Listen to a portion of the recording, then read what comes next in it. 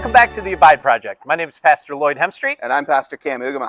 We're coming to you right around noon on Thursday, and Synod 2025 is completed. It was wrapped up about half an hour ago. Yeah, all their work was done. We mentioned in yesterday's report that we were getting close to the end. There were only 3 items on the agenda left, and one of them was already started.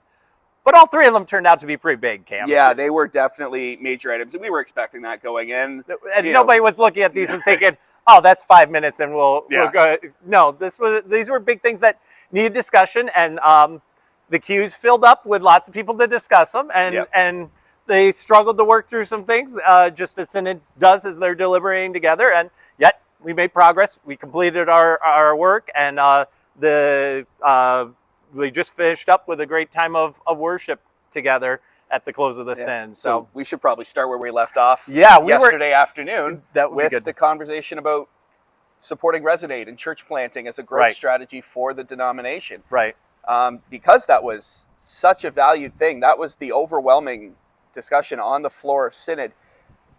We want church plants. We want support for church plants. And Resonate was good as continuing this, but the one piece that they had to pull back, because Resonate's not capable of just printing money out of thin air, they didn't have the funds to continue the church planter grants that they had been doing as a piece of their strategy. And so that's the one piece that it had to come back.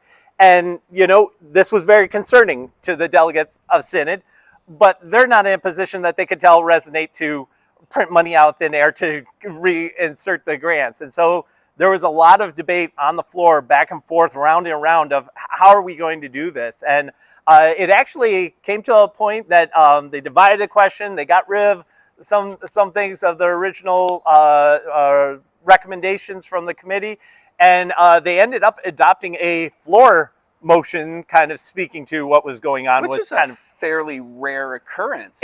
It is rare, but it is in our rules and procedures, and it got a lot of support that, hey, how are we going to do this going forward? The church planters that we were currently funding and supporting, their funding ends at the close of this fiscal year, and so which is actually the close of this month.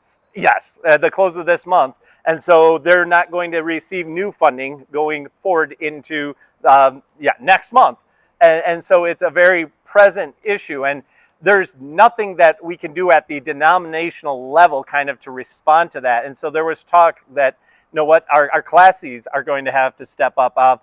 I serve on the Council of Delegates, and so I heard word of this back in May, and so I was able to talk to my Classes Zealand, and say, hey, these are the church planters that we've been partnering with, and this is the funds that they're losing. And so I challenged last month already our classes to say, hey, can we take an extra offering? Is there something that we can do to partner together to keep this good work of church planting going on? And there's some classes that have more plants than they're going to be able to support, and there's other classes that maybe don't have many plants going on right now that we're receiving funds. And so we're going to have to covenant together as a denomination to help our church planters through this kind of unexpected. It came up quicker than the plan, but Synod was more forward though thinking in the floor motion that it adopted. I think so. Scott Vanderploeg, who is a delegate from Southeast, Classes Southeast, he brought this floor motion forward, which basically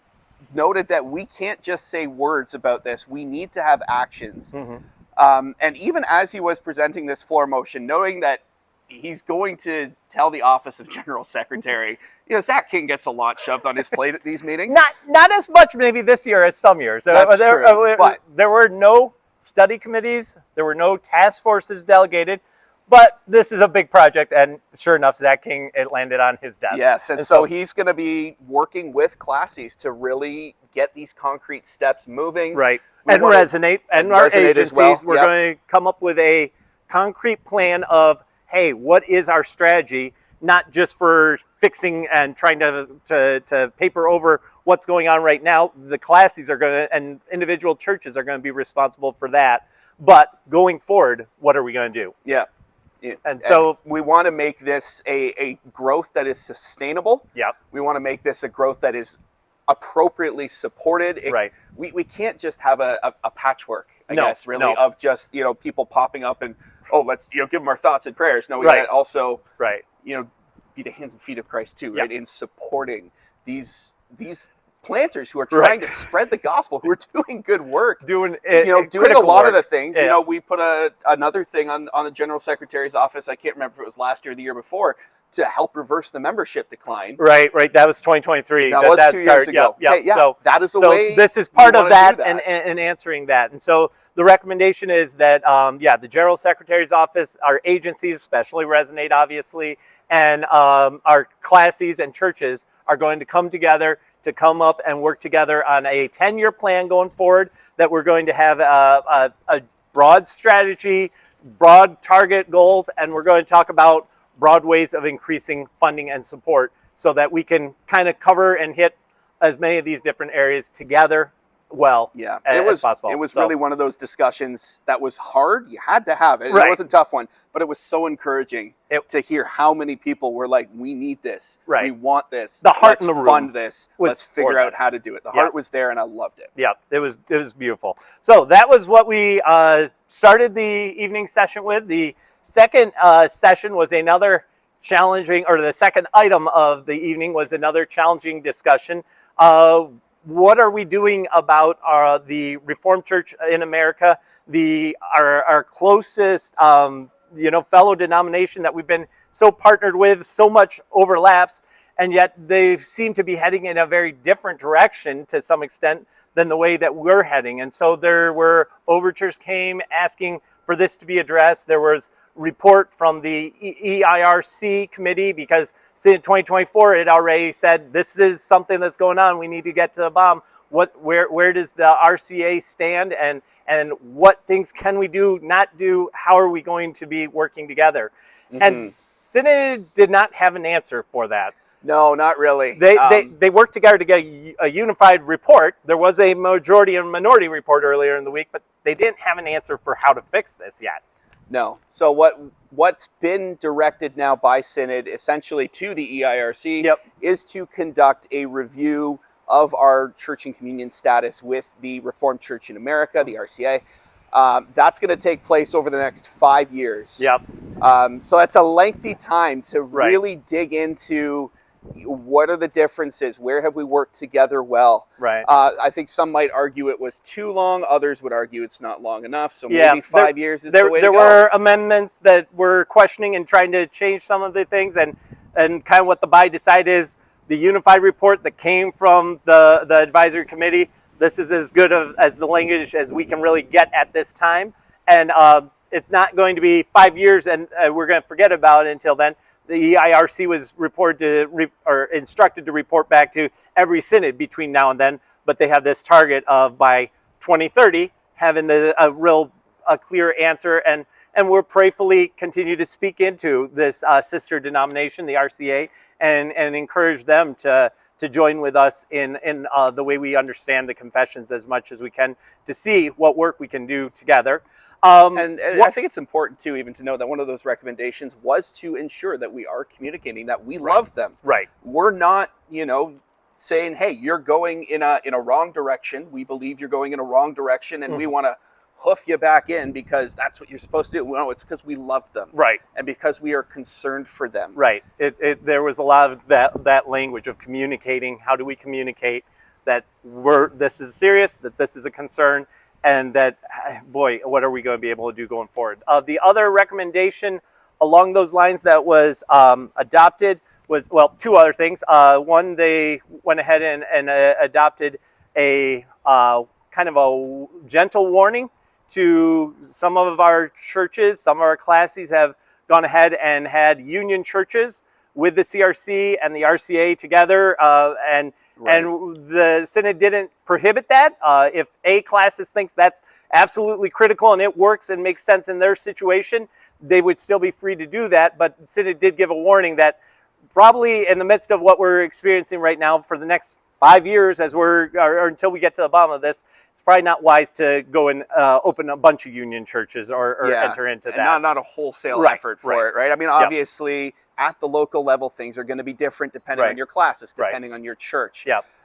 you can make these decisions, and we Synod left that trust room. you to do that. Yeah. Synod did leave that room, but it's just kind of a point of information Right. saying we are having these discussions. We These don't know are- where they're going to end up. These are born out of a bit of a place of conflict. Yeah. We do need to acknowledge that and own that. Right.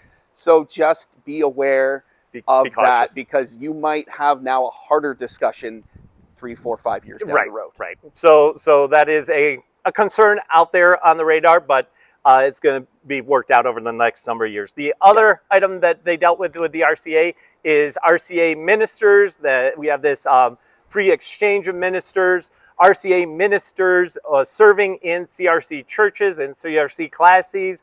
There was always in the church order book that they would submit to the rules of the church. If a CRC minister goes to the RCA, they're submitting to the rules of the RCA where they're serving. Yep. The RCA ministers come to the CRC, they submit to the rules. But Synod wanted to take that one step further, and so they added to the supplement a clarification that RCA ministers serving in CRC congregations, they're fully responsible to sign the covenant for office bearers, just like all of us CRC ministers do. So And there's no distinction there between them. We're all in ministry together. And I wouldn't be shocked if most of the RCA pastors who are serving in CRC churches have done that in some way already. I'm guessing many of them have, but it's just if there was any to have that question clear in writing. This is what we expect. Yep. That you will sign this document and that you'll hold yourself to that signing. Yep. So then the final discussion this morning, another big item, was the item of the banner, and specifically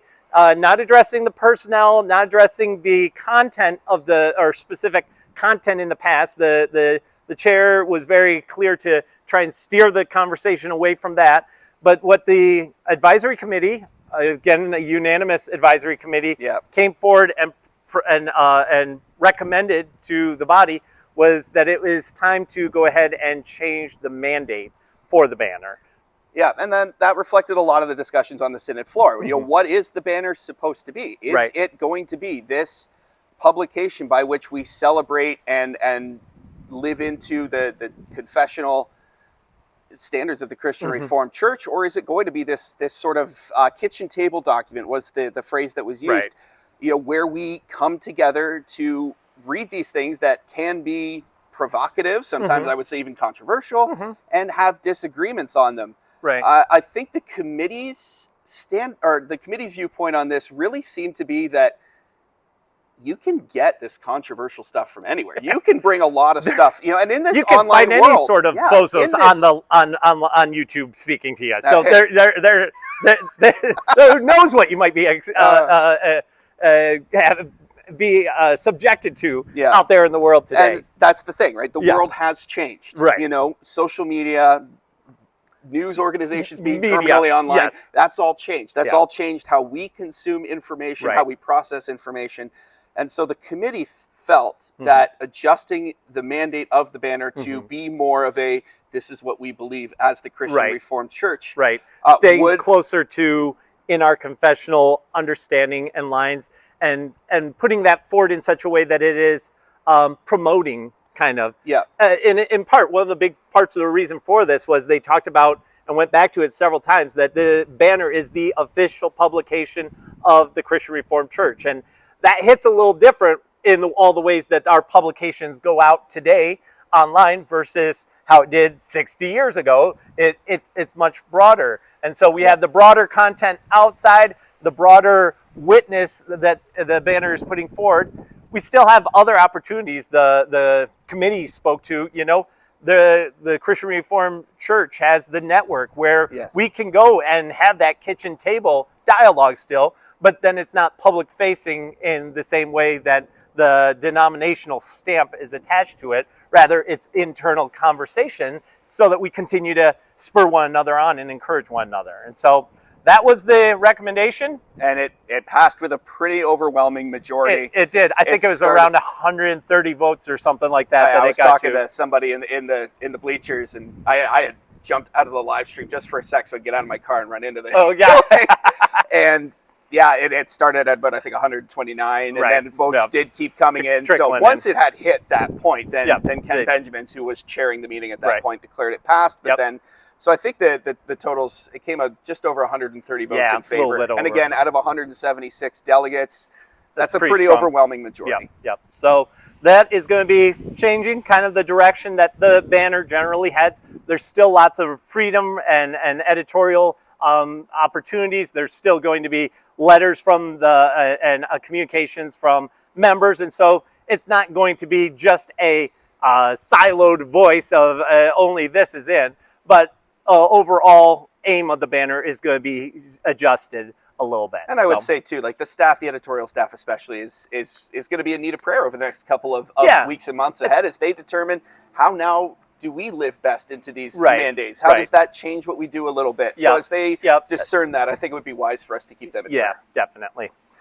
With that, we had a beautiful worship, closing worship session. One last time visiting the Road to Emmaus with this time Synod's president, Stephen Terpstra, going ahead and bringing a message, challenging us to think about, Jesus opening their eyes and all the ways that we close our eyes as we focus on ourselves and internally and ignore what God has commanded, and the invitation to open our eyes to see how our God is at work, how he's working through not the ordinary means, he said, but the extraordinary ordinary means of his gospel and prayer and the celebration of the Lord's Supper and sacraments. I thought it was really powerful too. Just in the worship that was had, the worship leader was rattling off a lot of the decisions that we'd made as a group of Synod, and we, to all of that, we sang that bridge to the song Waymaker. Right. Even when I don't see it, you're working. Even when I don't feel it, you're working. You never stop working, right? Yeah, I've never been much of a huge fan of that song, and yet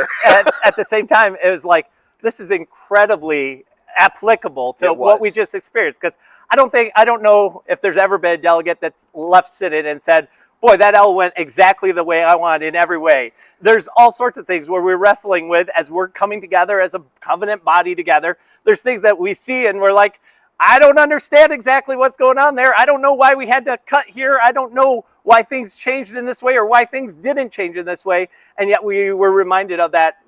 The Lord's at work. Yes. The Lord's at work. He's the one who's building up his church. He's the one who's leading and guiding his people. And so in that, we take confidence. And the delegates were sent away from Redeemer under that, with that reality in their minds. And I would say, and this is maybe even an observation, not even just about today and how it ended, but about the meeting in general, is there was a lot of joy in the work this year that we have struggled with, I think, in other years, especially more recently. There was a lot of joy in the work. There was a lot of, even in those places where we disagreed. And I think between you and I, we have said it a lot. Unity was present in the denomination today, even in our disagreements. Even in those moments where it's like, I don't think we should do it that way. I think maybe we should do it this way. You kind of referred to it as wisdom issues, I think, a couple of days ago. That was a good way of putting it. But there was a lot of just good unity, a lot of good respect for each other. I thought the officers, by and large, ran a very, very good meeting. They did. It's not easy work. It is definitely not easy work. They did a very good job. People, again, I got to commend every single one of the delegates who was here this week. They gave up a lot. The prayer at the beginning mentioned a lot of the things that some of the pastors in that room are worrying about. Various congregations, the challenges that they're experiencing this week. And so it's hard to come away from that and be stuck here together, but yet it was so important. And so we give thanks to all of you that were praying for Synod as it met. And I think in many ways, all of our prayers have been answered. Lloyd, with that, we're getting ready to leave Redeemer. But I think we should maybe think about coming back here again. Yeah, it's pretty nice here, isn't it? It's pretty nice. What is next for the Abide Project? So next for the Abide Project is we have the Abide Project Convention. Oh boy, I think it's Every Tongue Confess. I think that's correct. That's the name of it. You hit it. It is going to be August 13th and 14th this year. And it is gathering right back here on the campus of Redeemer University in Ancaster, Ontario. And so we would invite everyone, go on the Abide Project's website. It's very easy to find how to sign up. There's a great discount available for the first 100 people that sign up because of funds that we've had come in that we've been able to subsidize and knock a bunch off that price. And so, you know what? We're looking forward to gathering here again in just about 2 months, just under 2 months, coming back and join together as God's people. So with that, from Ancaster, Ontario, signing off for now, Lloyd Hemstreet and Cam Ugama. And we've been thankful to give you some updates and encouragement. Continue to pray that the Lord would be at work in his church. Blessings to you all. Take care.